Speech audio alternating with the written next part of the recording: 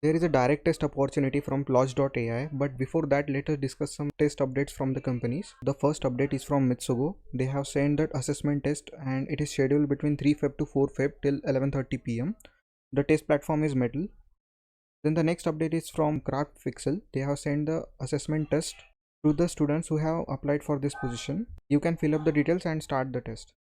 After that, the next hiring update is from Propel. They have sent this Google form and you just have to fill up this additional information to be considered for the next step. Talking about the today's hiring opportunity, then it is from Plotch.ai. They are hiring for Python developer and the experience required is 0+ years. So any batch that is 24, 23 and all the previous can apply for this position. This is the direct test opportunity and there are total 18 questions and 3 sections for this test.